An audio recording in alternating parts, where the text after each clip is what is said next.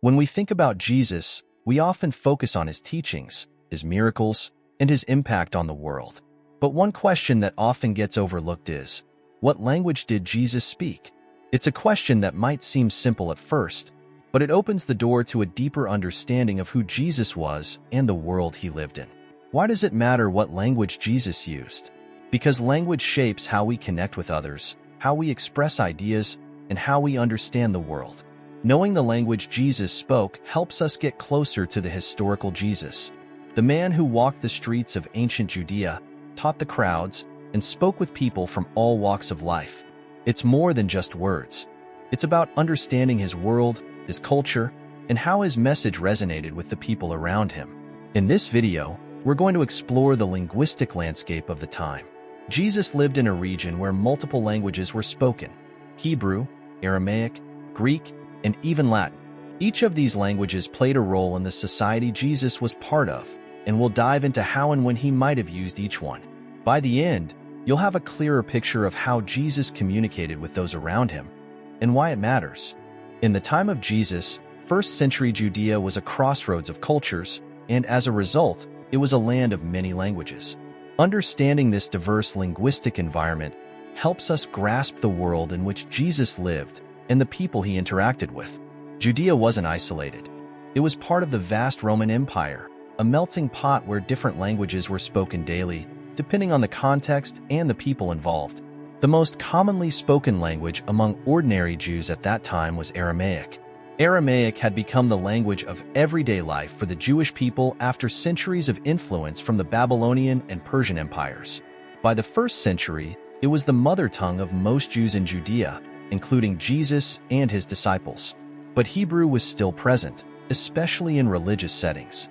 Although not the spoken language of the masses, Hebrew was the language of the sacred texts, the Torah and the prophets. Jesus, like other devout Jews, would have known Hebrew from reading and discussing the scriptures in the synagogue.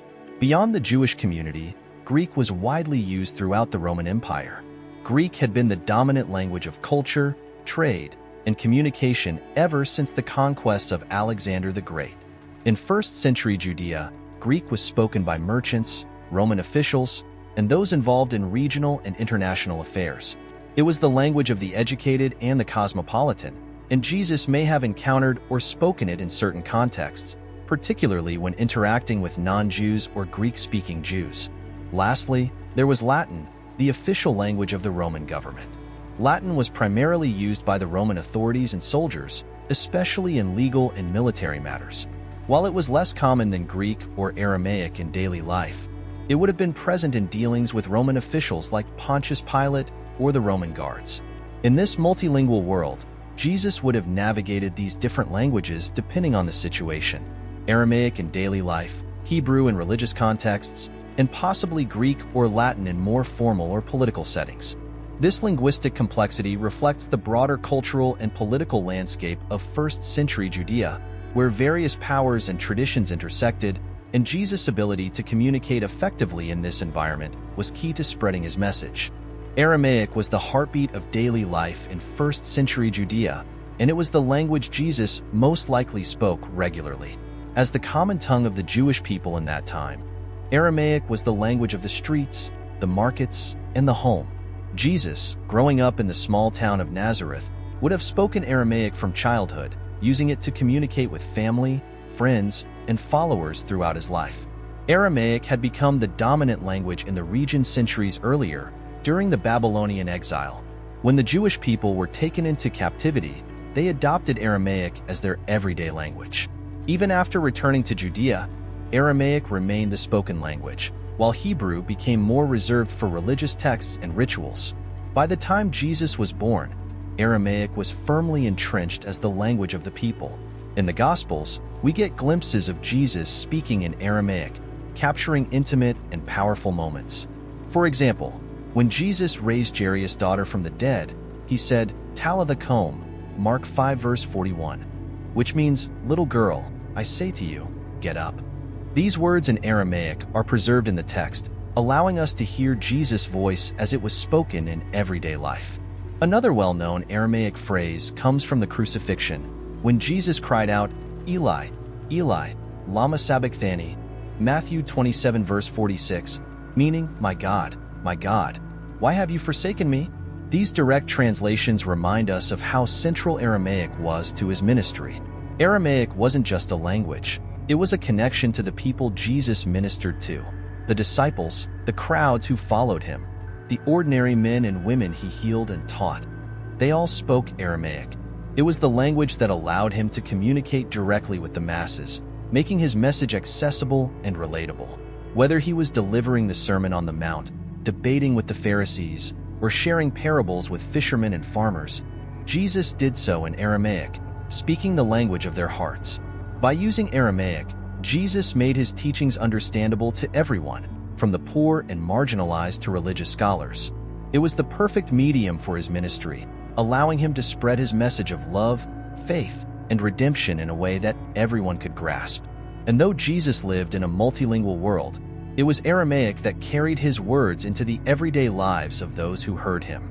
Though Aramaic was the everyday language of Jesus' time, Hebrew held a special place as the sacred language of the Jewish people. It was the language of their religious texts, prayers, and worship, the divine connection between the Jewish people and God. Even though Hebrew was not commonly spoken in daily life, it was still deeply significant, especially in religious contexts like synagogue services and scriptural readings. For Jesus, as a devout Jew, Hebrew would have been familiar to him from a young age. Like other Jewish boys of his time, he likely learned Hebrew to study the Torah and participate in religious life.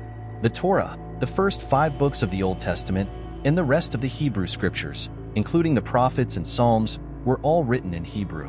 This sacred language was not only the key to understanding God's commandments, but also the medium through which the Jewish people understood their history, identity, and covenant with God. In the Gospel of Luke, we see a clear example of Jesus' relationship with Hebrew when he reads from the scroll of the prophet Isaiah in the synagogue. In Luke 4 verses 16 to 21, Jesus stands up in the synagogue and reads aloud in Hebrew, "The Spirit of the Lord is upon me, because he has anointed me to proclaim good news to the poor." He then sits down and declares that the scripture has been fulfilled. This moment is significant, not just because of what Jesus says, but because he reads it in Hebrew, the sacred language of the scriptures. The use of Hebrew in this setting underscores Jesus' role as a teacher and his deep connection to the Jewish tradition. Hebrew was also central to the rituals of Jewish worship. Synagogue services, including the reading of the Torah, were conducted in Hebrew. Jesus would have heard prayers in Hebrew, sung the Psalms in Hebrew, and been familiar with Hebrew blessings. Even though he preached to the people in Aramaic, Hebrew would have been present in every religious gathering, tying his teachings to the sacred traditions of the Jewish faith. For Jesus, Hebrew wasn't just an ancient language. It was the language of God's covenant with Israel, the language that carried the words of the prophets and the promise of the Messiah. His use of Hebrew in religious settings highlighted his authority as a spiritual leader and teacher within the Jewish community. While Aramaic allowed Jesus to connect with the people, Hebrew connected him to the divine, bridging the gap between everyday life and the sacred. While Aramaic was the language of everyday life and Hebrew the sacred tongue of Jewish tradition, Greek was the language of the wider world during Jesus' time. By the 1st century, Greek had become the dominant language of the Eastern Mediterranean due to the conquests of Alexander the Great centuries earlier. Even under Roman rule, Greek remained the language of culture, trade, and intellectual discourse, making it a crucial part of life in the Roman Empire, including in Judea. In Judea, Greek would have been spoken primarily in urban centers and by those involved in commerce, administration, or interactions with the Roman authorities. Although Jesus' ministry was largely focused on the rural Jewish population, Greek still played a significant role in the broader context of his world. Jesus likely encountered Greek-speaking people during his travels, particularly in areas like Decapolis, a group of Greek-speaking cities east of the Jordan River, and Galilee, which had a more diverse population. Some scholars suggest that Jesus, being exposed to the multicultural environment of Galilee, might have understood and even spoken some Greek, especially when interacting with non-Jewish people or Roman officials. One possible example of this is his interaction with the Syrophoenician woman in Mark 7 verses 24 to 30. While it's not explicitly stated what language they spoke, it's plausible that they communicated in Greek, given her non-Jewish background and the region's linguistic diversity. Greek was also the language of the Septuagint, the Greek translation of the Hebrew Bible. Many Jews in the Hellenistic world, particularly those living outside Judea, read the scriptures in Greek. This means that when Jesus spoke to Greek-speaking Jews or non-Jews familiar with Jewish teachings, Greek might have been the common language that connected them.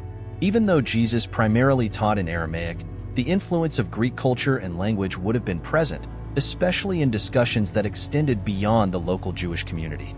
Greek's significance only grew after Jesus' death, as early Christian missionaries, like the Apostle Paul, used Greek to spread Jesus' message across the Roman Empire. The New Testament itself was written in Greek, further emphasizing the language's importance in communicating the teachings of Jesus to a broader audience. Greek allowed Jesus' message to transcend cultural and linguistic boundaries, reaching people across the Mediterranean world. Though Jesus likely spoke mostly in Aramaic, Greek provided a bridge to the wider world. It was the language that allowed his message to resonate beyond the Jewish community, eventually playing a key role in the global spread of Christianity. In the 1st century, Latin was the official language of the Roman Empire, the governing force in Judea during Jesus' life. While Latin wasn't widely spoken among the Jewish population or used in everyday life, it held significant importance in military, legal, and governmental contexts. For Jesus and the people of Judea, Latin was the language of power, spoken by Roman officials, soldiers, and governors, including figures like Pontius Pilate. Roman soldiers stationed in Judea, as well as high-ranking officials, would have conducted official matters in Latin, though many also spoke Greek. Latin was used in Roman legal decrees, inscriptions, and formal proceedings. It represented Roman authority, order, and domination over Judea, a constant reminder of the occupation under which Jesus and his people lived. While it's unlikely that Jesus regularly spoke Latin, there are key moments where Latin would have been present, most notably during his trial and crucifixion. When Jesus was brought before Pontius Pilate, the Roman governor, it's possible that Latin was used during the proceedings. However, Pilate may have also spoken Greek, which was more commonly understood by the local population and Roman officials alike. Regardless of the language spoken, Latin was undoubtedly present in the legal processes that led to Jesus' crucifixion. One of the most iconic instances of Latin's presence in the story of Jesus is the inscription on the cross. According to the Gospels, Pilate ordered a sign to be placed above Jesus that read, "Jesus of Nazareth, King of the Jews." This sign was written in 3 languages, Hebrew, Greek, and Latin, so that everyone, from the local Jewish population to the Roman authorities and any Greek-speaking travelers, could read it. John 19 verses 19 to 20. The Latin inscription, Jesus Nazarenus Rex Iudiorum, INRI, symbolized the Roman Empire's role in the crucifixion and its perception of Jesus as a political figure, rather than a spiritual leader. Latin's role in Jesus' life, while limited, is a reminder of the political and legal structures that governed Judea. It represented the empire's control and the tension between the Jewish people and their Roman rulers. Though Jesus' teachings were spread through Aramaic, Hebrew, and Greek, the impact of Latin, especially in his trial and death, underscores the broader context of Roman occupation and its role in the final chapter of his life. When we think about the language Jesus spoke, it's easy to focus on the words themselves, whether they were in Aramaic, Hebrew, Greek, or Latin. But beyond the specifics of the languages he used, what truly matters is the message that Jesus communicated. His teachings weren't bound by linguistic borders. They transcended the limitations of any one language, resonating across cultures, time periods, and peoples. Jesus lived in a multilingual world, and he adapted to it. He spoke Aramaic to connect with the everyday people, the fishermen, farmers, and villagers who made up most of his audience. He knew Hebrew, the sacred language of the scriptures, using it to engage with religious leaders and to root his teachings in the Jewish tradition. He may have encountered Greek when speaking with non-Jews or traveling through regions influenced by Hellenistic culture, and Latin echoed in the background as the language of the Roman Empire and the legal system that eventually condemned him. Yet, the power of Jesus' message wasn't about the specific words he used. It was about the universality of what he preached. His message of love, forgiveness, compassion, and redemption was understood by all, regardless of their language. Jesus spoke directly to the human heart, cutting through the barriers of language to reach the core of what it means to be human. Whether he was speaking to a poor fisherman in Aramaic, reading the Hebrew scriptures in the synagogue, or standing trial before Roman officials, his message was the same: a call to love one another, to seek justice, and to walk in faith. This ability to communicate across linguistic and cultural divides is part of what made Jesus' teaching so powerful. His message wasn't meant for just one group of people or one nation. It was meant for the world. And after his death, that message spread like wildfire, carried by his disciples and early Christians, who translated it into the languages of the wider world. The Gospels were written in Greek. Early Christian teachings were translated into Latin, and soon, the message of Jesus reached far beyond the borders of Judea. Today, Jesus' words are translated into thousands of languages, but the heart of his message remains the same. It doesn't matter if it's heard in English, Spanish, Swahili, or Mandarin. The truth behind his teaching speaks to the soul. His language may have changed depending on the situation, but his message was, and always will be, universal.